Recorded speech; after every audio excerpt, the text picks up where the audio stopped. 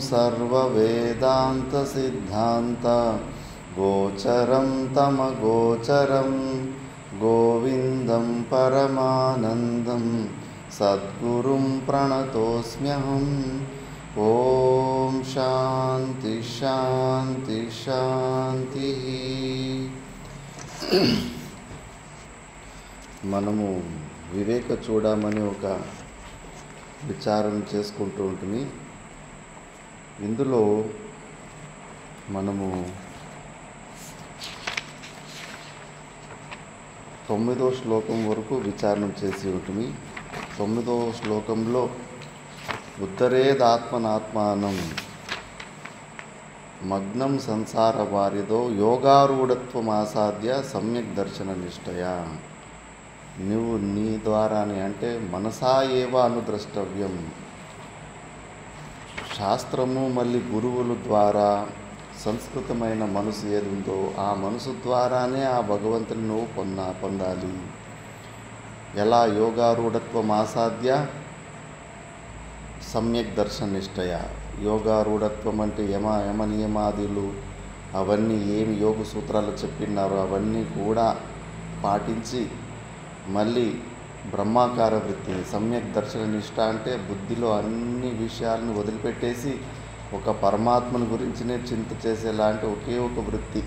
అది లాస్ట్ ప్రయత్నం, మోక్షం కోసం ప్రయత్నం చేసేటంలో లాస్ట్ ప్రయత్నం. దాని తర్వాత ఇంకేమీ చేయడం ఉండదు. దాని తర్వాత అన్ని రియాక్షన్లు అంతే. అలాంటి బ్రహ్మాకార వృత్తి ద్వారా నువ్వు నీ స్వరూపాన్ని పొందాలి అని తెలుసుకున్నాము. అలాగే నెక్స్ట్ శ్లోకంలో చెబుతున్నారు, ఇవన్నీ కావాలి అంటే గురువుల దగ్గరికి పోవాలంటే కన్నా బయట నువ్వు ఆ పని ఈ పని అన్ని కమిట్మెంట్స్ ఎక్కువ పెట్టుకుంటే కన్నా ఇది ఈ పని చేయలేము, ఆ పనిలో కూడా సక్సెస్ ఉండదు. అన్నీ వదులుకొని కంప్లీట్గా నువ్వు శ్రవణమన నిధిధ్యాసనలోనే నువ్వు ఆ సాధనలోనే ఉండాలి అని చెప్పేసి మళ్ళీ అదే విషయాన్ని ఇంకోసారి చెప్తున్నారు. సన్యస్య సర్వకర్మాణి భవబంధ విముక్తయే యత్యతాం పండితైర్ధీరైః ఆత్మాభ్యాసే ఉపస్థితైః. సన్యస్య ఆత్మాభ్యాసే ఉపస్థితైః. నువ్వు నిజంగానే ఆ పరమాత్మని పొందాలి, మోక్షాన్ని పొందాలి అని కోరికున్నవాడు అయితే, నువ్వు బుద్ధివంతుడు అయితే పండితైః ధీరైః నువ్వు ఫస్ట్ భవబంధ విముక్తయ్యి భవబంధనాల నుంచి మోక్షాన్ని పొందడానికి సర్వకర్మాణి సన్యస్య యత్యతాం. ఫస్ట్ నువ్వు సన్యాసం తీసుకోవాలి. సన్యాసం అంటే ఏంటి? ఉపసర్గకు న్యాసం అనే శబ్దం ఉంటుంది. వదలడము, త్యాగము అని. దేన్ని వదలడానికి అవుతుంది? ఏదైతే నేను నాది అని ఎక్కడెక్కడ భావన ఉందో అహమ్మమ భావాలు, వాటిని మనము వదులుకోవాలి. ఈ ప్రపంచంలో ఏది ఇది నాది మనది అహం మమ అన్న ఈ భావాలు ఎక్కడెక్కడ ఉంటాయో దాన్ని వదులుకోవాలి. అది వదులుకోకుండా పోతే ఇక్కడ ఏమి ఎంత తెలుసుకున్నా కూడా ఏమీ ప్రయోజనం ఉండదు. నీలో ఉన్న పరమాత్మ తత్వము వదిలిపెట్టి మిగతా ఎక్కడ కూడా నీకు మహత్వ బుద్ధి ఉండకూడదు. అన్ని చోట్ల అట్లా మమకారాన్ని అహంకారాన్ని తొలగించుకుంటే అప్పుడు నువ్వు ప్రయత్నం చేస్తే ఏమన్నా అవుతుంది. కొన్ని శాస్త్రాలు చెబుతూ ఉంటాయి, పరాంచికాని వ్యతిరినత్ స్వయంభూ తస్మాత్ పరాంగ్ పశ్యతి నాంతరాత్మన్ కశ్చిద్దీరః ప్రత్యేగాత్మానమైక్షత్ ఆవృత్త చక్షు అమృతత్వం ఇచ్చన్ అని కఠోపనిషత్తు చెబుతుంది. పరాంచికాని ఇంద్రియాలు ఫస్ట్ బ్రహ్మదేవుడు సృష్టిని చేసేటప్పుడు ఆయన సృష్టి పనులు జరగలేదు. ఎందుకంటే మనుషుల్ని సృష్టి చేస్తుంటే కూడా వాళ్ళకు వైరాగ్యం వచ్చేసి మళ్ళీ ధ్యాన స్థితికి వెళ్ళిపోయి అందరూ సమాధి స్థితికి వెళ్ళిపోతున్నారు, కానీ సృష్టిక పనులు మాత్రం జరగకుండా ఆగిపోతున్నాయి. అందుకే భగవంతునికి బ్రహ్మదేవునికి కోపం వచ్చేసి ఇంద్రియాలని హింసించి మళ్ళీ బహిర్ముఖంగా అయిపోండి అని హింస పెట్టేసి బయటికి బహిర్ముఖం చేసేస్తాడు. అందుకే మన ఇంద్రియాలన్నీ కళ్ళు అవి ఇవి చూడాలనిపిస్తూ ఉంటుంది, చెవుల ద్వారా అది ఇది వినాలనిపిస్తూ ఉంటుంది, నాలుగు ద్వారా రుచులు ఆ రుచులు ఈ రుచులు తినాలనిపిస్తూ ఉంటుంది. అన్ని ఇంద్రియాలు ఆ విషయాల్లో పరిగెడుతూ ఉంటాయి. ఎట్లా నదులన్నీ సముద్రం వైపు ఎట్లా పరిగెడుతుంటాయో అలాగే అన్ని ఇంద్రియాలు కూడా ఆ విషయాల్లో పరిగెడుతుంటాయి ఫుల్ ఫాస్ట్గా. వాటిని ఆపడం అంటే ఎదురీత కొట్టినట్టే. ఎదురీత ఎంత కష్టంగా ఉంటుంది కొట్టడం. కాబట్టి ఇలాంటి పరిస్థితుల్లో మనము ఆ ఇంద్రియాలని నిగ్రహం చేసుకొని పరమాత్మ వైపు తిప్పడం అనేది చిన్న విషయం కాదు, చాలా పెద్ద విషయము, చాలా పరిశ్రమ అవసరం ఉంది. అందుకే మనం మన దినచర్య ఎలా ఉండాలంటే ఎప్పుడు ఆ పరమాత్మన చింతనలోనే ఉండాలి. స్టార్టింగ్లో కొన్ని బాధ్యతలు ఉన్నప్పుడు ఆ పని ఈ పని అన్నీ చేసుకొని కొద్ది కొద్దిగా రోజుకు గంట సేపు ఎంతో సత్సంగం వింటూ ఉన్నా సరిపోతుంది. కానీ లాస్ట్ మూమెంట్లో ఫుల్గా ఉదయం నిద్ర లేస్తే పడుకునే వరకు కంప్లీట్గా మనము పరమాత్మని ధ్యాసలోనే ఉండాలి. అంత ప్రయత్నం ఎవరన్నా చేస్తే వాళ్ళు ఏమన్నా ఆ మోక్షాన్ని పొందగలుగుతారంతే.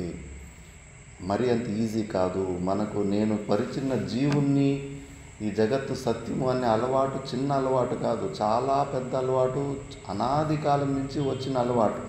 ఆ అలవాటుని తప్పించి నేను సచ్చిదానంద స్వరూపుని అనే భావానికి పోవడము చాలా ప్రయత్నం చేయాలి. అందుకే తచ్చింతనం తత్కథనం అన్యోన్యం తత్ప్రబోధనం ఏతదేకపరత్వం చ బ్రహ్మాభ్యాసం విదుర్బుధాః. ఎప్పుడు తచ్చింతనం దాని గురించినే చింతన చేస్తూ ఉండాలి. తత్కథనం దాన్ని మాట్లాడుకుంటే కానీ ఆ పరమాత్మను గురించి మోక్షం గురించి మాట్లాడుకుంటూ ఉండాలి. అన్యోన్యం తత్ప్రబోధనం ఒకరికొకరు ఏదన్నా బోధన జ్ఞానం చెప్పుకుంటా ఉంటే కానీ ఈ ఆత్మ గురించి నీ దగ్గర ఉన్న జ్ఞానం ఆయనకు చెప్పాలి, ఆయన దగ్గర ఉన్న జ్ఞానము మనం తీసుకోవాలి. పరస్పరం బోధయంతః అని భగవద్గీతలో కూడా చెప్తుంటాడు. నా భక్తులైన వాళ్ళు పరస్పరంగా ఒక్కొక్కరు ఈ జ్ఞాన విచారాలు జ్ఞానబోధలు చేసుకుంటూ ఉంటారు, అభ్యాసం చేసుకుంటూ ఉంటారు. ఏతదేకపరత్వం చ బ్రహ్మాభ్యాసం విదుర్బుధః. ఇలాగా ఇంత కంటిన్యూస్గా నువ్వు ఎక్కువ అభ్యాసం చేస్తే అప్పుడు ఇంద్రియాలు ఆ విషయాలకు పోకుండా పరమాత్మని వైపు తిరుగుతాయి. ఏదో ఊరికి కొద్దిసేపు వినేసి కొద్దిసేపు వచ్చేసి మళ్ళీ అన్ని ఇంద్రియాలు ఆ విషయాల్లోనే వదిలిపెట్టేస్తే మరి మనకు ఆ నిష్ట రాదు. ప్రపంచాన్ని మనము సత్యత్వ బుద్ధి నుంచి జీవభావం నుంచి మనం పరమాత్మ భావానికి పోవడానికి సరిపోతుంది. లాస్ట్ మూమెంట్లో అన్ని పనులు వదులుకొని కంప్లీట్గా సాధనకే ఉండాలి. అది ఇది ఆ పని ఈ పని చేయాలనుకుంటా ఉంటే ఎన్ని జన్మలకైనా అది పని తీరదు, పుడతానే ఉంటుంది. అది బాధ్యత ఇది బాధ్యత అని చెప్పేసి బాధ్యత అనుకుంటే పెరుగుతూ పోతూ ఉంటాయి. మనిషి జన్మ వచ్చిన మా ఉద్దేశాన్నే మర్చిపోతూ ఉంటాం. కాబట్టి ఆసుప్తే ఆమృతే కాలం నయేద్వేదాంత చింతయా దద్యాత్న అవసరం కించిత్ కామాదినా మనా కపి అని. ఎప్పటి వరకు నిద్ర రాదో, ఎప్పటి వరకు మృత్యు రాదు, ఎంతసేపు మనం జాగ్రత్త అవస్థలో యాక్టివ్గా ఉంటామో అంతసేపు కంటిన్యూస్గా మనం భగవంతుని చింతలోనే ఉండాలి. ఏదన్నా పని చేస్తున్నామంటే భగవంతుని ఉద్దేశించి చేస్తూ ఉండాలి. ఏదన్నా భజన పాడుతున్నామంటే ఆ భజనలో ఉద్దేశం భగవంతుడే ఉండాలి. శ్రవణం చేస్తూ ఉంటే భగవంతుని గురించినే శ్రవణం చేస్తూ ఉండాలి. ఇలా మనము కంటిన్యూస్గా సాధనలో ఉన్నప్పుడు ప్రపంచాన్ని మర్చిపోయి మనసు బుద్ధులు మొత్తము పరమాత్మ వైపు బ్రహ్మాకార వృత్తి అవ్వడానికి ఆస్కారం ఉంటుంది. అందుకే దానికి ఫస్ట్ సన్యాసం అనేది కంపల్సరీ, అన్నీ వదులుకోవాలి. ముఖ్యంగా లోపల సన్యాసం అనేది బాహ్య లింగ సన్యాసం కాదు. ఊరికి బయట పైకి బట్టలు వేసేసుకొని అన్నీ వదులుకున్నామని అనిపిస్తుంది, అంతేగాని మళ్ళీ ఆశ్రమంకి వస్తే మళ్ళీ అన్నీ సంసారంలాగానే తయారవుతుంది. మళ్ళీ ఇక్కడ కూడా అక్కడ భార్య పిల్లలు ఉన్నట్టు ఆశ్రమంలో కూడా అంత భార్య పిల్లల్లాగానే వచ్చి మళ్ళీ ఇక్కడ లొల్లిలు రాగద్వేషాలు సేమ్ అట్లే ఉంటుంది పరిస్థితి, ఏమి మారదు. లోపల ఆంతరిక సన్యాసం ఉండాలి. సత్యం ఆంతరిక సన్యాసమే ముఖ్యము. అహమ్మమ భావాలని వదులుకొని అప్పుడు నువ్వు ఏదన్నా కంప్లీట్ ఈ స్థానంలో ఈ శ్రవణమన నిధిధ్యాసనలు కంటిన్యూస్గా చేసుకుంటే నువ్వు బయటపడతావు. అందుకే కర్మల్ని ఎందుకు వదిలిపెట్టాలా అంటే శాస్త్రమే చెప్తుంది, న కర్మణా న ప్రజయా ధనేన త్యాగేనైకే అమృతత్వమానశు అని చెప్పేసి. కర్మల నుంచి కానీ, ప్రజల నుంచి కానీ, డబ్బుల నుంచి కానీ నీకు అమృతత్వము, మోక్షము రాదు. ఎందుకు కర్మల వల్ల మోక్షం ఎందుకు రాదు అంటే, ఇంతకుముందు కూడా మనం విచారం చేసుకున్నాం. కర్మల ద్వారా 4 ప్రకారాల పనులే జరుగుతాయి. ఏంటి 4 ప్రకారాల పనులు అంటే కన్నా, ఉత్పాద్య, ఆప్య, సంస్కార్య, వికార్య. ఉత్పాద్య అంటే లేని వస్తువుని ఏదన్నా ఉత్పత్తి చేయడం. ఇప్పుడు మొబైల్ కొన్ని సంవత్సరాల ముందు లేకుండా ఉండే దాన్ని ఉత్పత్తి చేసుకోవచ్చు. మైక్ లేకుండా ఉండే దాన్ని ఉత్పత్తి చేసుకున్నాము. పోనీ పరమాత్మని, మనలో ఉన్న పరమాత్మను వెతుకుతున్న పరమాత్మను అట్లేమన్నా ఉత్పత్తి చేసుకుంటామా మనం అంటే, పరమాత్ముడు ఆయనకు పుట్టలేదు, సావలేదు, నిత్యమైన వస్తువు. ఏదన్నా వస్తువు, అభావం ఉన్న వస్తువుని మనము కొత్తగా తయారు చేసుకోవచ్చు. ఆల్రెడీ ఉన్న వస్తువుని ఎట్లా తయారు చేసుకుంటాం? ఆ వస్తువు లేకపోతే దాన్ని తయారు చేసుకోవచ్చు. ఆల్రెడీ పరమాత్ముడు నిత్యంగా ఉన్నాడు కదా, కంటిన్యూస్గా పర్మనెంట్గా ఉన్నాడు కదా. కాబట్టి నువ్వు కర్మల ద్వారా ఈ ఉత్పాద్య రూపంలో కూడా పరమాత్మని పొందలేము. మళ్ళీ ఆప్యాన్ని, ఇప్పుడు స్వర్గం కానీ, మనం కేదార్నాథ్, బద్రీనాథ్, ఉత్తరాఖండ్లో, అక్కడ హిమాలయాల్లో ఉంటాయి. అది మనం చూడలే. ఇప్పుడు మనం కేవలం ఇప్పుడు కామవరంలో ఈ మన శివరామ అవధూత ఆశ్రమాన్ని పొంది ఉన్నాం. ఆ బద్రీనాథ్ని, కేదార్నాథ్ని పొందాలంటే కన్నా అక్కడ కూడా కొన్ని కర్మలు చేయాలి, పని చేయాలి. ఏదో చేయో కాళ్ళ ద్వారా నడుచుకొని పోవాలా, బస్సు ఎక్కాలా, ట్రైన్ ఎక్కాలా, ఇవన్నీ కర్మలు చేయాలి. కర్మలు చేసి అక్కడ పోతే కన్నా అప్పుడు దాన్ని పొందొచ్చు, బద్రీనాథ్ను, కేదార్నాథ్ను. అలాగే స్వర్గం కూడా అంతే. స్వర్గం కూడా కొన్ని కర్మలు చేసుకొని, యాగాలు, యజ్ఞాలు, దాన ధర్మాలు చేసుకుంటే అలా స్వర్గాన్ని కూడా పొందొచ్చు. మరి ఆకాశాన్ని పొందాలంటే ఖాళీ జాగాన్ని ఆకాశం అంటారు, స్పేస్ అంటారు. ఖాళీ జాగాన్ని పొందడానికి మనం ఎక్కడికి వెళ్ళాలి? ఎక్కడికి వెళ్ళాలి ఉంటుంది మనం ఖాళీ జాగాన్ని పొందడానికి? ఏం రాఘవేంద్ర, స్పేస్ని పొందడానికి, ఖాళీ జాగాన్ని పొందడానికి ఎక్కడికి వెళ్ళాలి?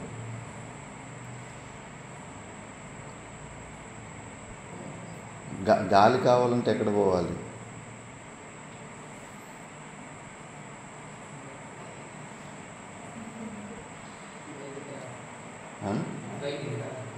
బయటికి రావాలి. గాలి పోంటే రూమ్లో నుంచి బయటకు వస్తే కానీ దొరుకుతుంటుంది. అలాగే ఖాళీ జాగా కావాలంటే ఖాళీ జాగాన్ని స్పేస్ అంటారు. స్పేస్ని పొందాలంటే మనం ఎక్కడికి వెళ్ళాలి? అవసరమే లేదు. ఇప్పుడు మనం ఖాళీ జాగాలోనే కదా ఉండేది. ఇక్కడ ఖాళీగా ఉన్నందుకే వచ్చి కూర్చున్నాను. ఇక్కడ ఆల్రెడీ నిండిపోయి ఉంటే కానీ రానికి వస్తున్నా. ఖాళీ జాగాను పొందడానికి ఎక్కడైనా పోవాల్సి ఉంటుంది, ఏదైనా పని చేయాల్సి ఉంటుంది. ఆకాశాన్ని పొందడానికి ఏమీ మనం చేయాల్సిన అవసరం లేదు. ఆల్రెడీ మనం పొందే ఉన్నాము ఖాళీ జాగాని. అవకాశ దాతృత్వం, ఆకాశత్వం, అకామిడేటింగ్ కెపాసిటీ అంటారు. ఖాళీ జాగా అన్ని చోట్ల ఉంటుంది. అది వ్యాపకతత్వం. ఇలాంటి చోట స్పేస్ లేదండి. భూలోకాన్ని దాటి బయటికి పోయినా కూడా అక్కడ కూడా ఖాళీ జాగా ఉంటుంది. ఆ ఖాళీ జాగాలోనే బ్రహ్మాండంలో నక్షత్రాలు, మిగతా గ్రహాలు అన్నీ తేలాడుతూ ఉన్నాయి. ఆకాశాన్ని పొందడానికి, ఖాళీ జాగాన్ని పొందడానికి ఎక్కడ పోవాల్సిన అవసరం లేదు. నువ్వు ఎక్కడున్నావు అక్కడే ఉంది. అది అన్ని చోట్ల ఉంటుంది. ఎందుకంటే అది వ్యాపకమైన వస్తువు. వ్యాపకం అంటే అన్ని చోట్ల ఉండే వస్తువు అది. కాబట్టి దానికన్నా ఒక ఆకాశాన్నే పొందడానికి ఏ పని చేయాల్సిన అవసరం లేదు. ఏ క్రియలు, చేతులు, కాళ్ళు ఆడించాల్సిన అవసరం లేదు. దానికన్నా సూక్ష్మంగా ఉన్న పరమాత్మని పొందడానికి ఏ క్రియలు అవసరం? ఎందుకంటే పరమాత్ముడు కణంలో ప్రతి ఒక్క చిన్న చిన్న ధూళి పటంలో కూడా పరమాత్ముడు ఉన్నాడు. ఆయన అధిష్టానంలో ఈ సకల ప్రపంచమంతా కూడా మనకు భ్రాంతి రూపంలో కనిపిస్తూ ఉండేది. పరమాత్ముని లేని జాగా లేనే లేదు. కాబట్టి కర్మ రూపంలో, ఆప్య రూపంలో కూడా మనము పరమాత్మని పొందలేము. ఇంకేమైతే కర్మల ద్వారా మళ్ళీ వికార్య అంటే ఇప్పుడు మనకు బియ్యం కావాలి. బియ్యం కావాలంటే అది వడ్డ గింజ లోపల ఉంటుంది. డైరెక్ట్గా మనకి దొరకదు. అది మనము రాకులు తీసుకొని కొంచెం దొంచో లేదా రైస్ మిల్లుకి పోయి మిషన్లో వేస్తే పైన ఉన్న పొట్టంతా పోయిన తర్వాత లోపల బియ్యం దొరుకుతుంది. ఉం? అవును, కోసుకేసి మిషన్ వేసుకోవాలి. అప్పుడు లోపల ఉన్న బియ్యం మనకు దొరుకుతుంది. అలాగే మన లోపల పరమాత్ముడు ఉన్నాడు. ఆ పరమాత్ముని మీద ఈ శరీరము పంచకోశాలు ఆ ఒడ్లు గింజ మీద ఉన్న పొట్టులాగా కప్పేసినాయి. అలా అని చెప్పేసి ఈ శరీరాలని ఒడ్లు గింజల్లాగా కోసి లోపల తీస్తే లోపల ఉన్న భగవంతుడు బయటకు వస్తాడా? పరమాత్మని ఏది కప్పలేదు. పరమాత్మని నీ శరీరంలో మాత్రం ఉన్నాడా? బ్రహ్మాండం కన్నా పెద్ద శరీరం, వ్యాపకంగా దానికన్నా అంతటా ఆయనే ఉన్నాడు. ఆయనని కప్పేలాంటి వస్తువుకి ప్రపంచంలో ఏది రానే లేదు. కాబట్టి ఆయన అసంగుడు, సర్వవ్యాపకుడు. సర్వవ్యాపకమైన వస్తువుని ఏదీ కప్పలేదు. దాని మీద ఏ పట్టు, బియ్యం మీద పట్టు ఉన్నట్లు ఈ శరీరాలు గిరీలలో ఆయనని కప్పలేవు. కాబట్టి వికారి రూపంలో కర్మలో కూడా మనం పరమాత్మని పొందలేము. ఎందుకంటే ఇది ఆయన ఏ వికారం కానే కాదు, ఎప్పటికీ ఒకేలాగానే ఉంటాడు, సచ్చిదానంద స్వరూపుడై ఉంటాడు. పోనీ ఇంకా కర్మల ద్వారా ఇంకేం జరుగుతుందంటే సంస్కారం. అశుద్ధి ఉంటే కనుక ప్యూరిఫై చేస్తాం. ఇప్పుడు బుడ్డలు కానీ అవి ఇవి పొలంలో నుంచి తీసుకొస్తాం, అందులో మట్టి కూడా కలిసి ఉంటుంది. మంచిగా నీళ్ళలో వేసి కడిగేసి మళ్ళీ ఉడికేసుకొని తింటాం, ఉడకబెట్టుకొని తింటాం. అలాగే ఏదో ఈ శరీరంలో ఆత్మ అనాత్మ అనే మలినం ఉంది, దాన్ని మంచిగా కడిగేసుకుంటే లోపల ఆత్మ బయటకు వస్తుంది అంటే గన అసలు మన ఆత్మస్వరూపము నిత్యశుద్ధం. ఎన్నో కర్మలు ఉంటాయి. మనం ఏమన్నా భోజనం తినకముందు నీళ్ళని కొద్దిగా చిలకరించేసి మళ్ళా కొంచెం ఆచమనం చేసుకొని ఆహారం తీసుకుంటాం. ప్రాణాయ స్వాహ వ్యానాయ స్వాహ అనుకుంటూ. అలా ఏదైనా అశుద్ధి ఉంటే కన్నా మంత్రం చెప్పి నీళ్లు చిలకరిస్తే కానీ అది శుద్ధమైపోతుంది. మనం కూడా అంత మన మీద కూడా నీళ్లు చిలకరించుకొని అపవిత్రో వా సర్వావస్థాంగతోపి వా యస్మరేత్ పుండరీకాక్షం సా బాహ్యాభ్యాంతర శుచి అని అలా శుద్ధి అయిపోతుంది.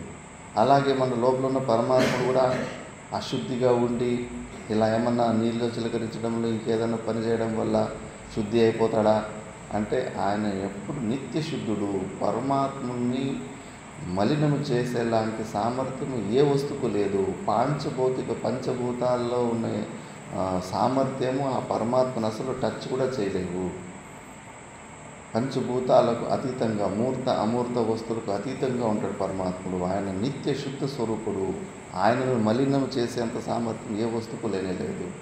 కాబట్టి ఈ సంస్కార రూపంలో కూడా మనము, రూపకర్మంలో కూడా మనం పరమాత్మని పొందలేము. ఇంకా కర్మల ద్వారా ఈ 4 ప్రకారాల పనులే జరుగుతాయి. 4 ప్రకారాలు కూడా మనము పరమాత్మని పొందలేము. కాబట్టి అలాంటి కర్మను వదిలేయాలి. ఇప్పుడు మనం ఈరోజు భూలోకానికి వచ్చామంటే కనుక దేనికి? కొంతమంది స్వర్గానికి పోయారు, కొంతమంది నరకానికి పోయారు. మనం ఈ భూలోకానికి వచ్చామంటే దేనివల్ల వచ్చాం?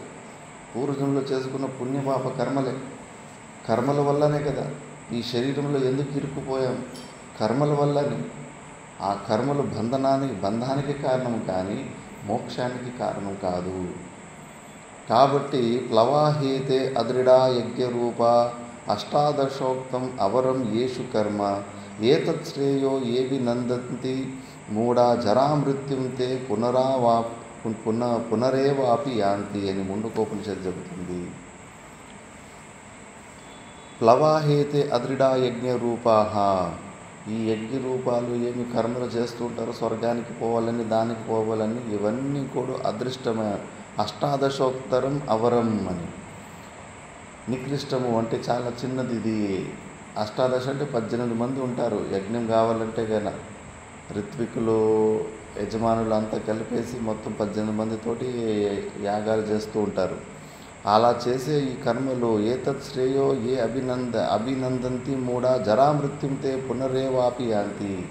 ఎవరు ఈ కర్మలు అని ఈ బోటుని పట్టుకుంటారో మళ్ళీ మృత్యువు, వృద్ధావస్థలు ఇలాంటివన్నీ మళ్ళీ జన్మకు వచ్చేసి మృత్యు చేతికి దొరికిపోతూ ఉంటారు. అందుకే దీన్ని వదిలిపెట్టేయాలి. కిమర్థాః వయం అద్యేష్యామహే కిమర్థా వయం యక్షామహే ఇత్యాదిన కర్మ సన్యాసస్యాపి విహితత్వాత్ నిందితత్వాత్ కర్మణః. శాస్త్రం అందుకే ఈ కర్మలను కూడా నిందిస్తూ ఉంటుంది. బంధనానికి ముఖ్యంగా ఈ కర్మలే కారణమైనాయి అని చెప్పేసి. అందుకే ఆ చేసే కర్మని మనం ఎలా చేయాలి? నిష్కామ భావంతో చేయాలి. నేను చేసేవాడిని కర్మని, ఆ ఫలాలు నాకే దొరకాలి అనే స్వార్థంతో, కర్తృత్వ భోక్తృత్వ బుద్ధితోటి చేసినప్పుడు అవి మన బంధనాల్లో వేసేస్తాయి. అదే కర్మని ఈశ్వరార్పణ బుద్ధి, ఈశ్వరుని కోసం నేను ఈ కర్మలు చేస్తున్నాను, ఈశ్వరుని సంతుష్టి కోసం, ఈశ్వరుని కృప కోసం చేస్తున్నానని చేసే ఆ కర్మని నిష్కామ భావంతో చేసినప్పుడు స్వార్థాన్ని వదిలిపెట్టేసి ఏ ప్రయోజనాన్ని ఆశించకుండా ఆ కర్మ నిన్ను బంధనం నుంచి బయటకు వేస్తుంది. ఎలా అంటే అంతఃకరణ శుద్ధినిచ్చి, ఆ అంతఃకరణ శుద్ధి వచ్చిన తర్వాత నువ్వు జ్ఞాన విచారం చేసిన రోజు అప్పుడు నీకు ఆ బంధం నుంచి విమోక్షం కలుగుతుంది. అంతేకాని నేను కర్త భోక్త అని అహమ్మమ భావాల ద్వారా, జగత్ సత్యత్వ బుద్ధి ద్వారా, ఫలాపేక్షము, నేను చేసిన పనికి నేనే సుఖపడాలి అనే ఒక ఫలాపేక్ష ద్వారా మనము కర్మలు చేస్తుంటే మనల్ని బంధించేస్తాయి.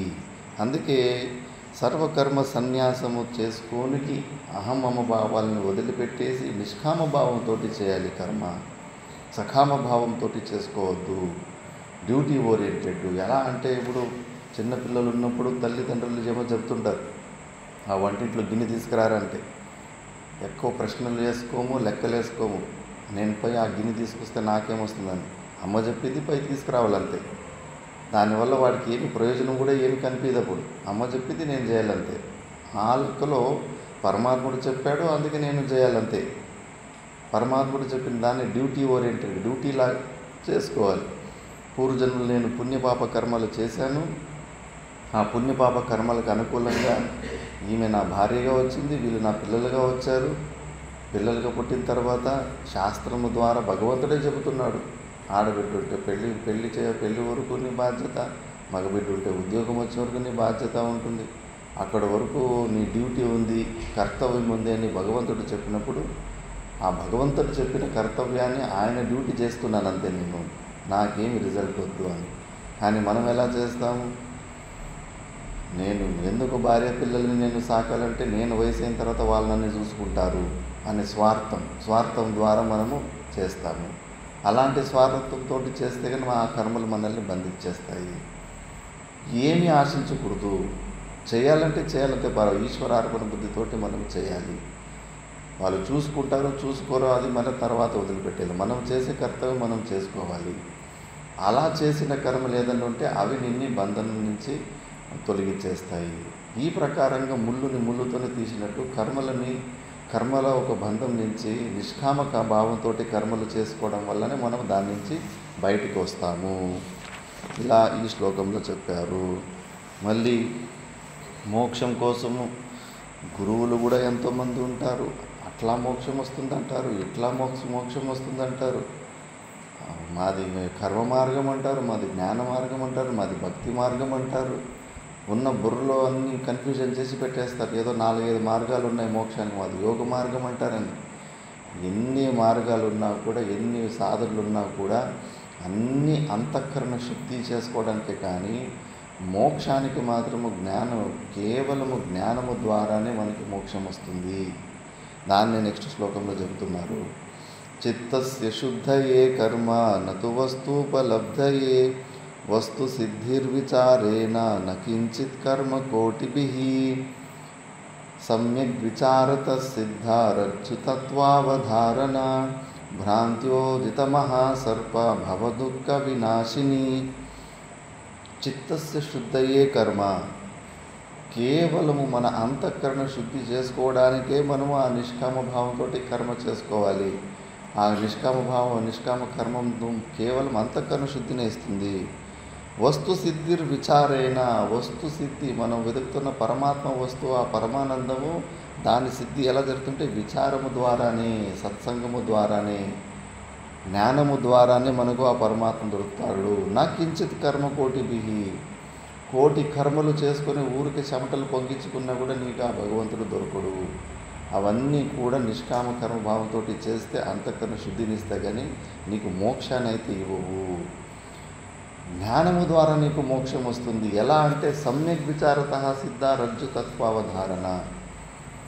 అక్కడ తాడుపడింది, దాన్ని పాము అనుకుంటున్నావు, తాడుని రజ్జు అంటారు. దాన్ని చూసి భయపడి హార్ట్ బీట్ అంతా ఎక్కువైపోయి ఉంటుంది. ఆ భయము ద్వారా నీకు దుఃఖం వస్తూ ఉంటుంది. ఆ దుఃఖం తొలగించుకోవడానికి ఏమి కర్మలు చేయాల్సి ఉంటుంది అక్కడ? ఏమి కర్మ కాదు. ఎందుకంటే వాస్తవికమైన నిజమైన పాము ఉంటే కానీ నిజంగా కట్టి తీసుకొని దాని సొంపు ఏమన్నా దాన్ని మనం కర్మలు చేయొచ్చు. అది లేని పాము ఉన్నట్టుగా కనిపిస్తూ ఉంది. ఇలాంటి విషయంలో కేవలం కాస్త దగ్గరికి పోయి అది పాము కాదు తాడు అని తెలుసుకున్న ఆ జ్ఞానము, తాడు జ్ఞానాన్ని పొందిన వెంబడే అది ఏమి లేని పామును ఉత్పత్తి చేసి ఆ పాము వల్ల ఏమి భయము ఉత్పత్తి, ఆ భయము వల్ల మనకి ఏమి దుఃఖం వచ్చిందో ఆ దుఃఖము భయము రెండు తొలగిపోతాయి కేవలం అక్కడ జ్ఞానాన్ని పొందిన వెంబడి. ఈ ప్రపంచం కూడా అలాంటి భ్రాంతిని, వాస్తవిక ఇది సత్యం కాదు. ఇది ఈరోజు కూడా ఉదయం అక్కడ సత్సంగులు చెప్తుంది సోపాధికాధ్యాసం. మనసు బుద్ధులు ఉంటేనే ప్రపంచము ఈ శరీరం కనిపిస్తున్నాయి. రాత్రిపూట్లో గాఢ నిద్రలో మనసు బుద్ధి లేకపోతే ప్రపంచం లేదు, ఈ శరీరం లేదు. అక్కడ ఎడారిలో సూర్యకిరణాలు ఉంటేనే ఇసుక నీళ్ళలాగా కనిపిస్తూ ఉంటుంది. సాయంత్రం అయిపోతే సూర్యకిరణాలు పోతేనే మళ్ళీ ఇసుకలాగానే కనిపిస్తుంది, నీళ్ళు అసలు కనిపించవు అక్కడ. అందుకే అలాంటి దాన్ని మిథ్య అంటారు. ఏదో ఒక నిమిత్తము ద్వారా కనిపించేదాన్ని మిథ్య అంటారు. ఇక్కడ మనసు బుద్ధులు నిమిత్తము ఉన్నప్పుడే ప్రపంచం కనిపిస్తూ ఉంది. ఇవి లేకుంటే అసలు ప్రపంచం లేదు, శరీరం లేదు. కాబట్టి ఇది సత్యం కాదు, స్వప్నం లాగానే ఈ ప్రపంచము. త్యక్త్వా స్వప్న విచారం, త్యక్త్వా విశ్వం స్వప్న విచారం అని భజగోవిందములు కూడా తెలుసుకుంటుంది. ఈ ప్రపంచాన్ని కూడా నువ్వు స్వప్నం లాగానే వదిలిపెట్టేసిడి, చాలా తల జడుపుకోకు, ఇది సత్యం కాదు, అనవసరంగా ఇది సత్యం అనుకొని అనవసరంగా లేని దుఃఖాన్ని ఉన్నట్టుగా భావించుకొని నువ్వు దుఃఖిస్తున్నావు. ఇలాంటి విషయాల్లో మనకు జ్ఞానము ద్వారానే పరిష్కారం ఉంటుంది, కానీ ఊరికే చేతులు కాలు ఆడించడం వల్ల ఏమీ ప్రయోజనం లేదు. అందుకే రితే జ్ఞానం నా మోక్ష. మిగతా నువ్వు యోగ మార్గంలో చేయి, ప్రాణాయామాలు చేసుకో, భక్తి చేసుకో, జపం చేసుకో, అన్నీ చేసుకున్నా కూడా నీకు అంతఃకరణ శుద్ధి వరకు అవి పనికి వస్తాయి. కానీ తర్వాత జ్ఞానము ద్వారానే నీకు మోక్షం వస్తుంది. అవిద్య, నీలో ఉన్న అజ్ఞానం పోవాలంటే జ్ఞానం ద్వారానే పోవాలి. ఆ జ్ఞానము ఇలాంటి గురువుల ఉపదేశము, శాస్త్రము ద్వారా ఉపదేశము ద్వారానే పోతుంది. నీకున్న సమస్య కాల్పనికమైన సమస్య, వాస్తవికమైన బంధం కాదు. నేను బంధంలో ఉండాను అన్నది కేవలం కల్పన మాత్రమే. నిజమైన బంధనం అయితే ఎవరైనా చేతులు తాడంతో కట్టేసినారంటే అప్పుడు జ్ఞానాన్ని పొందితే కన్నా మనం ఆ బంధం నుంచి విముక్తి కలగదు. అక్కడ మళ్ళీ కర్మలు చేయాలి, క్రియ చేయాలి. చేతుల ద్వారా ఇప్పాల్లో ఎవరికో చెప్పాలి, ఈ నిప్పు నాయన అని చెప్పాలి. ఏదైనా కర్మలు చేస్తే అప్పుడు కట్టేసిన చేతులు మనం విడదీసుకోవచ్చు. అలాంటి బంధనం కాదు మనం ఈ శరీరంతోటి జగత్తుతోటి పెట్టుకున్నది. కేవలం కల్పితమైన బంధము, ఊహించుకుంటున్నామంతే నేను ఈ శరీరము అని చెప్పేసి. మనము కాని శరీరాన్ని నేను ఈ శరీరం అని ఊహించుకుంటున్నాము. కాబట్టి ఇలాంటి స్థితిలో మనకు జ్ఞానము ద్వారానే ఈ పరిష్కారం ఉంటుంది, కానీ కర్మల ద్వారా క్రియల ద్వారా ఇక్కడ పరిష్కారం లేదు. అందుకే ఆ విషయాన్ని కూడా స్పష్టంగా చెప్పారు. అర్థస్య నిశ్చయో దృష్టో విచారేణ హితోక్తితః న స్నానేన న దానేన ప్రాణాయామశతేన వా అధికారిణమా శాస్త్రే ఫలసిద్ధిర్విశేషతః ఉపాయాదేశకాలాద్యాః సంత్యస్యాం సహకారిణః. అర్థస్య నిశ్చయో దృష్టః హితోక్తితః అంటే హితాన్ని చెప్పేవాళ్ళు ఆచార్యులు, గురుదేవుల ద్వారా విచారేణ అర్థస్య నిశ్చయ దృష్ట, విచారము ద్వారానే మనము మోక్షాన్ని పొందుతామన్నది మనకు జీవన్ముక్త పురుషులు, గురువుల ద్వారా మనకు అది నిర్ణయం అయిపోయింది. అందుకే నస్నానేన న దానేన ప్రాణాయామ శతేనవా. నువ్వు స్నానాలు చేసుకోవడం వల్ల, దాన ధర్మాలు చేసుకోవడం వల్ల, ప్రాణాయామాలు శతేన ఇలాంటివి ఎన్ని సాధనలు చేసుకున్నా కూడా అవన్నీ అంతఃకరణ శుద్ధి వరకునే సీమితం. అంతే, జ్ఞానాన్ని ఇవ్వడానికి సామర్థ్యం ఉండదు. కాబట్టి ఆ జ్ఞానముఖ మహత్వాన్ని నువ్వు తెలుసుకో. ఆ జ్ఞానాన్ని పొందాలంటే నీకు ఫస్ట్ అధికారిణం ఆస్తి ఫలసిద్ధి విశేషత. నీకు మోక్షము కావాలంటే కానీ ఫస్ట్ నీకు దానికి యోగ్యమైన అధికారిత్వం ఉండాలి. ఆ అధికారిత్వం లేకపోతే నీకు ఇచ్చినా కూడా దాన్ని నువ్వు పెట్టుకోలేవు నీ దగ్గరికి. యోగ్యుడు లేనివాడికి ఏ బాధ్యతలు కూడా ఇవ్వరు ఎవరన్నా కానీ. ఎందుకంటే తెలిసిపోతుంది వీడికి ఆ బాధ్యత ఇస్తే కనుక మొత్తంకి లాస్ చేస్తాడని చెప్పేసి. కాబట్టి నీకు మోక్షము, ఆ జ్ఞాననిష్ట నీలో రావాలంటే ఫస్ట్ నీలో అధికారిత్వం ఉండాలి. దాన్ని సాధన చతుష్టయ సంపత్తి అంటారు. వివేకము, వైరాగ్యము, సమాధి షట్క సంపత్తి, ముముక్షుత్వము. ఈ సాధన చతుష్టయ సంపత్తి, ఈ అధికారిత్వం నీలో ఉండాలి. ఆ అధికారిత్వం లేకపోతే మాత్రము ఎంత చేసినా వ్యర్థమైన ప్రయత్నం అవుతూ ఉంటుంది, చాలా ఎక్కువ కష్టపడాల్సి ఉంటుంది. మిగతావన్నీ మోక్షాన్ని పొందడానికి ఉపాయాలు దేశ కాలాద్యాహ సంతి అస్యాం సహకారిన. మిగతావన్నీ కొద్దిగా సహాయం చేస్తాయి. కొన్ని స్థలాలు కూడా కొద్దిగా అనుకూలం ఉంటాయి. విపరీతం మార్కెట్లో బాగా లొల్లిన ప్లేస్లో ఇలా కూర్చొని మనం సత్సంగాలు చేసుకోలేము కదా. అలా శాంతంగా ఉన్న స్థలం, అక్కడ స్థలంతో కూడా కొద్దిగా రోల్ ఉంటుంది. మళ్ళీ సమయాలు కూడా అంతే. మధ్యాహ్నం పూటలో ఆ పని ఈ పని ఏదో ఉంటాయి. ఇట్లా ఉదయం 1 గంట సేపు, సాయంత్రం 1 గంట సేపు సమయం కూడా కొద్దిగా అనుకూలత ఉంటుంది. ఇవన్నీ కూడా కొద్దిగా సపోర్ట్ సహకారి కారణం ఉంటాయి. కానీ ముఖ్యంగా మనలో అధికారిత్వం ఉండాలి. ఆ జ్ఞానాన్ని పొందడానికి ఫస్ట్ అధికారిత్వం ఉండాలి. ఆ అధికారిత్వాన్ని పొందే ప్రయత్నాలే మనం చేసేది. ఆత్మ ఏదైతే మనం ప్రయత్నాలు చేస్తుంటామో సాధన అనే పేరుతోటి, అది ఇంక వేరు ఏమీ కాదు. ఆ జ్ఞానానికి అధికారిత్వాన్ని సంపాదించుకుంటూ ఉంటాం మనం. మళ్ళీ ఈ భూలోకంలోనే చాలా మంచి అవకాశం ఆ జ్ఞానాన్ని పొందడానికి, ఆ అధికారిత్వం. ఎందుకంటే శాస్త్రం చెప్తుంది, యద్యపి జ్ఞానస్యాపి యథా ఆదర్శే తథా ఆత్మని, యథా స్వప్నే తథా పితృలోకే, యథా అప్సు పరీవ దదృశే తథా గంధర్వలోకే, ఛాయాతపయోరివ బ్రహ్మలోకే. ఆదర్శ అంటే అద్దం, యథా ఆదర్శే తథా ఆత్మని. ఈ భూలోకంలో ఇప్పుడు అద్దం ఉంటుంది. అద్దం మీద ధూళి దుమ్ము అంతా ఉంటుంది. మన ముఖం అద్దంలో చూసుకోవాలంటే కానీ ఆ దుమ్ము ఉంటే కానీ సరిగ్గా కనిపించదు. కానీ ఆ అద్దం మీద ఉన్న దుమ్ముని దులిపేసుకుంటే మళ్ళీ మన ముఖం మనకు స్పష్టంగా అద్దంలో కనిపిస్తుంది. అలాగే మన లోపల ఉన్న బుద్ధి, అంతఃకరణము అదే అద్దం. ఆ అద్దాన్ని ఇప్పుడు అశుద్ధిలో ఉంది, అంతఃకరణలో అశుద్ధి ఉంది. దాన్ని కొద్దిగా మనం శుద్ధి చేసుకుంటే మన బుద్ధి రూపమైన అద్దంలో మనలో ఉన్న పరమాత్మ స్వరూపాన్ని మనం చూసుకోవచ్చు భూలోకంలో. మరి యథా స్వప్నే తథా పితృలోకే. ఈ స్వర్గలోకాలు, పితృలోకం ఉంటుంది. పితృలోకంలో స్వప్నంలో కూడా మనం ఏమేమో ప్రపంచము అన్నీ చూస్తుంటాము. కానీ అక్కడ ఎక్కువ వెలుతురు ఉండదు, ఏదో మబ్బుగా ఉన్నట్టు ఉంటుంది. స్వప్నాన్ని మనం స్మరణ చేసుకున్నా కూడా ఈ జాగ్రత్త అవస్థలో ఇంత ప్రకాశమయంగా కనిపించదు. స్వప్న దృశ్యాలు గుర్తుకు తెచ్చుకున్నా కూడా కొద్దిగా మబ్బుగానే ఉంటాయి అక్కడ. ఆ విషయాలన్నీ కూడా స్పష్టంగా ఉండదు. మళ్ళీ స్వర్గంలో, ఇది పితృలోకంలో ఇలా ఉంటుంది. అందుకే పితృలోకానికి పోయిన వాళ్ళు స్వర్గం కన్నా కింద ఉంటుంది. అది వాళ్ళలో ఉన్న ఆత్మని చూసుకోవడానికి ఆస్కారం ఉండదు. స్వర్గంలో పరీవ దదృశే తథా గంధర్వలోకే. సో గంధర్వలోకము, స్వర్గలోకంలో బురద నీళ్ళు మనం ప్రతిబింబం చూసుకున్నప్పుడు మంచి నీళ్ళు తేటగా ఉన్నాయనుకోగానే ఇలా చూస్తే కానీ మన ముఖం అందులో కనిపిస్తుంది బాగా. కానీ బురదగా వర్షాకాలం ఉన్నప్పుడు ఆ నీళ్ళు మనం ముఖం చూసుకుంటే ఏదో కొద్దిగా మబ్బుగా ఏదో కొద్దిగా కనిపిస్తుంది, కానీ మన ముఖం మన సరిగ్గా కనిపించదు. అట్లా స్వర్గలోకంలో కూడా వాళ్ళకి బ్రహ్మ విద్య అన్నీ ఉంటుంది, జ్ఞానం అంతా ఉంటుంది.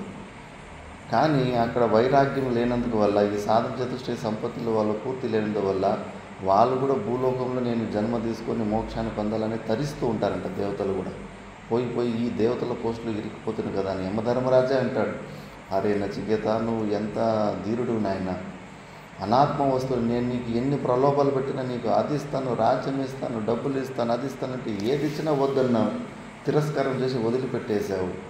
నీకు ఎంత ధీరుడివి నువ్వు. నేను ఇవన్నీ తెలిసి కూడా ఈ యమధర్మరాజు పోస్టులో ఇరుక్కుపోయాను. ఇప్పుడు కల్పాంతం వరకు నేను ఈ పోస్టులోనే ఉండాలి. అన్ని బ్రహ్మ విద్య ఉండి తెలుసుకున్నా కూడా ఇరుక్కుపోయాను. ఆ ప్రారంధం అనుభవించే మళ్ళీ వదిలిపెట్టాలి. నువ్వు చాలా బుద్ధివంతుడు అంట. కాబట్టి దేవతలు కూడా భూలోకంలో జన్మ తీసుకోవాలని తరిస్తూ ఉంటారు. మళ్ళీ బ్రహ్మలోకంలో ఇంకా ఛాయా తపయోరివో బ్రహ్మలోకి, బ్రహ్మలోకంలో కూడా ఫెసిలిటీ బాగుంటుంది. మోక్షాన్ని పొందడానికి భూలోకము తర్వాత బ్రహ్మలోకమే. ఆ బ్రహ్మలోకంలో ఎట్లంటే ఛాయా తపయోరు అంటే కన్నా మనము మన నీడ మనం నడుచుకొని పోతుంటే మన నీడ కూడా కింద పడతా ఉంటుంది. ఎవరైనా మన నీడ మీద తొక్కినా కాలు కొట్టినా మనకేమైనా నొప్పి వేస్తుందా? అస్సలు లేదు. ఆ నీడ వేరు నేను వేరు అన్న జ్ఞానము స్పష్టంగా ఉంటుంది. అక్కడ పైన ఆ బ్రహ్మలోకానికి పోయిన వెంబడే మన శరీరం లోపల ఇప్పుడు ఆత్మ అనాత్మ రెండు ఉన్నాయి. అంత స్పష్టంగా ఈ శరీరము నేను కాదు, దీనికి అతిరిక్తంగా నేను నాలో ఉన్న సచ్చిదానంద స్వరూపునని అంత ఈజీగా అక్కడ వివేకం అయిపోతుంది.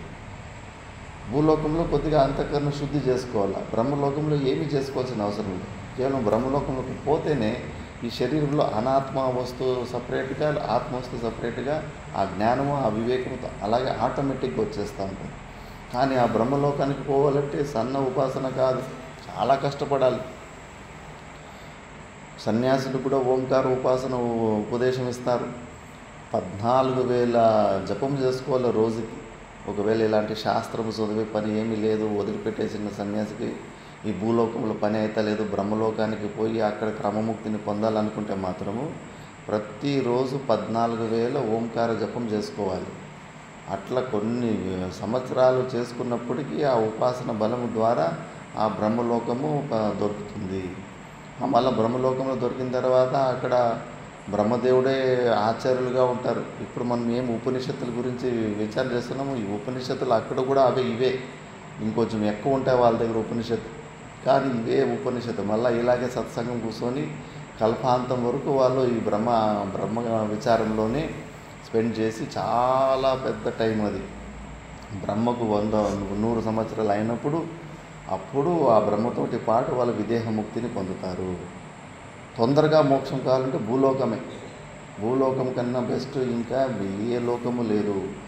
ఎందుకంటే ఇక్కడ వైరాగ్యం తెచ్చుకోవడం ఈజీ. ఎందుకంటే కష్టాలు సామాన్యంగా తానంతకు తానే వస్తుంటాయి కాబట్టి వైరాగ్యాన్ని మనము చాలా తొందరగా పొందొచ్చు. అందుకే కేనోపనిషత్ చెబుతుంది, ఇహ చేద్ అవేదీత్ అత సత్యమస్తి, నచేద్ ఇహ అవేదీత్ మహతీ వినష్టి. ఇప్పుడే మనుష్య జన్మ తీసుకున్నావు, కొద్దిగా హుషారుగా ఉండు, ఇప్పుడే ఉంది సమయము, ఇప్పుడే నువ్వు మోక్షం గురించి ప్రయత్నాలు చేసుకొని ఆ మోక్షాన్ని పొందు. బండి మిస్ అయిందో, ఈ ఛాన్స్ని మిస్ చేసుకున్నావు, మహతీ వినష్టి. అంత ఇంత లాసు కాదు, చాలా పెద్ద లాసు, చాలా పెద్ద అవకాశాన్ని కోల్పోతావు నువ్వు. అందుకే పోస్ట్ పోన్లు చేసుకోకు. ఆ పని ఉంది నాకు, ఈ పని ఉంది, అన్ని పనులు నిన్ను నరకంలోకి తీసుకుపోయి మళ్ళీ జనన మరణ చక్రాలకు వేసే పనులే. ఏ పని కూడా నిన్ను మోక్షం ఇచ్చే పని, మోక్షాన్ని ఇవ్వడానికి సామర్థ్యం లేదు. ముఖ్యమైన పనిని వదిలిపెట్టేసి మోక్షాన్ని పొందడానికి మనుష్య జన్మ తీసుకొచ్చేసి మిగతావన్నీ ఇంపార్టెంట్ అయింది. ఆ పని ఉంది నాకు, దీనికి సమయం లేదంటారు. చాలా పశ్చాత్తాపడతారు లాస్ట్లో. అయ్యో, అంత విలువైన మనిషి జన్మ వచ్చి మోక్షం పొందే అవకాశం ఉండి ప్రాణి పక్షుల్లాగానే తిని పడుకొని జీవితం అంతా వ్యర్థం చేసుకొని పశువుల్లాగానే చచ్చిపోతున్నాను కదా అని చెప్పేసి చాలా బాధపడతారు లాస్ట్ మూమెంట్లో, పశ్చాత్తాపం. కాబట్టి ఈ విషయాలు తెలుసుకోవాలి. ఇది చాలా చాలా అవసరం. ఇది వచ్చిన అవకాశాన్ని మనం సద్వినియోగం చేసుకోవాలి అని చెప్పేసి ఈ శ్లోకం ద్వారా ఫస్ట్ అధికారితో మనిషి జన్మ తీసుకున్నావు, కొద్దిగా నువ్వు ప్రయత్నం చేస్తే తప్పకుండా నీకు ఆ మోక్షాన్ని అది కావాల్సిన అధికారిత్వము మెల్లమెల్లగా నీకు వచ్చేస్తుంది.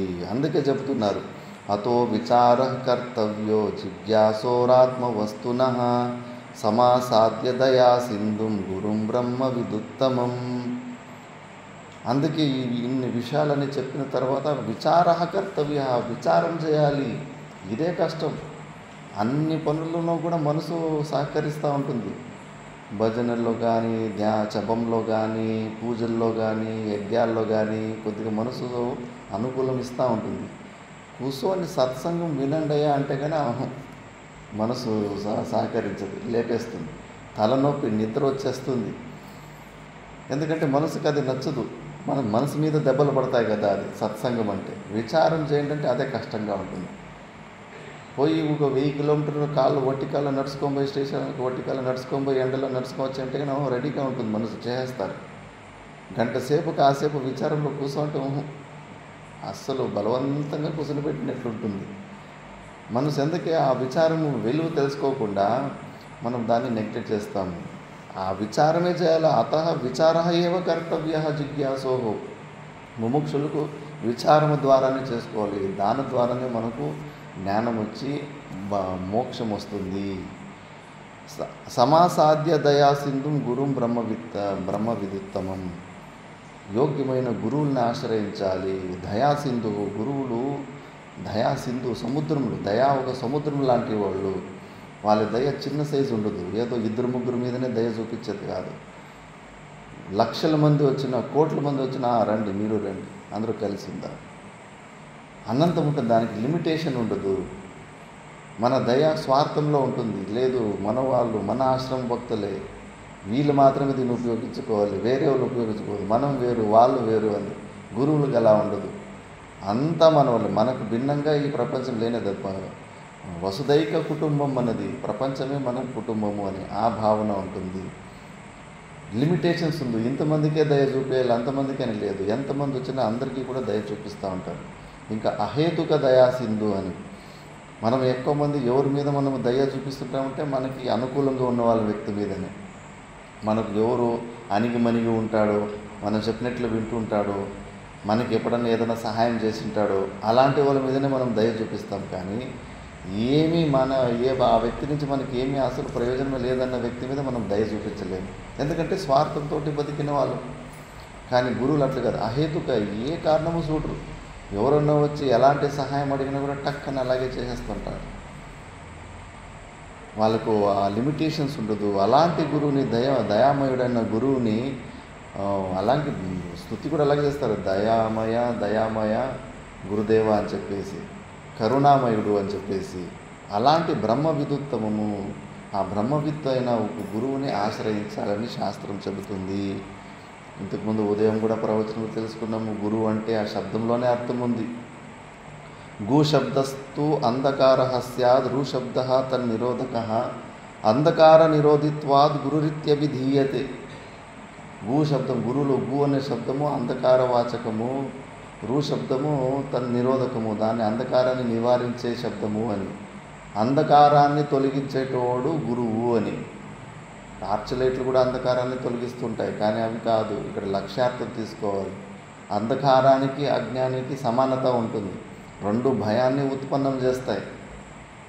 అంధకారంలో భయం వేస్తుంది. అడిగేస్తే ఎక్కడ పాముందో, తేలుందో, గొంతుందో తెలియదు. అప్పుడు టార్చ్ లైట్ దీపం ఏదన్నా వచ్చిందంటే, కన్నా ప్రకాశం వచ్చిందంటే ఆ అంధకారము తొలగిపోయి అంధకార నిమిత్తంగా వచ్చిన భయం కూడా వెళ్ళిపోతుంది. మనిషి జనం ఎత్తున్నాం, ఇప్పుడు కూడా భయమే వేస్తూ ఉంది మనకు. అజ్ఞానం, అవిద్య వల్ల. ముందు ఏముందో, మృత్యు ఎప్పుడు వస్తుందో, ఏం రోగాలు వస్తాయో, శరీరంలో శక్తి క్షీణించిపోతూ ఉంది. లేస్తే కూర్చోలేకపోతున్నాను, కూర్చుంటే లేచలేకపోతున్నాను, నా భవిష్యత్తు ఎట్లుంటుందో ఏమో అని గడుగున భయపడుతూనే ఉంటాము. ఎన్ని ప్రకారాలు, అన్ని భయంతోనే అన్ని పనులు చేస్తూ ఉంటాం. ఇప్పుడు కూడా అజ్ఞానం వల్ల భయం ఉంది. అందుకే ఈ మనలో ఉన్న అజ్ఞానాన్ని పోవాలంటే జ్ఞానము ద్వారా. గురువు మనలో ఉన్న అజ్ఞానాన్ని తొలగించి జ్ఞానాన్ని ప్రసాదించేవాడు కాబట్టి అతనికి గురువు అని పేరు. అలాంటి గురువుని ఆశ్రయించాలి. ముందుకోపనిషత్తులు అందుకే చెబుతుంది, శ్రోత్రియం బ్రహ్మనిష్టం సా గురుమేవా అభిగచ్చేది. అలాంటి గురువుల దగ్గర, గురువుల ద్వారా వచ్చిన విద్యనే ఫలీభూతం అవుతుంటుంది. కాబట్టి అలాంటి గురువుని ఆశ్రయించండి అని శాస్త్రం చెబుతుంది. మేధావి పురుషో విద్వాన్ ఊహాపోహ విచక్షణ అధికార్యాత్మ విద్యాయ ముక్త లక్షణ లక్షిత. ముముక్షు కూడా, విద్యార్థి కూడా మేధావి అయి ఉండాలి,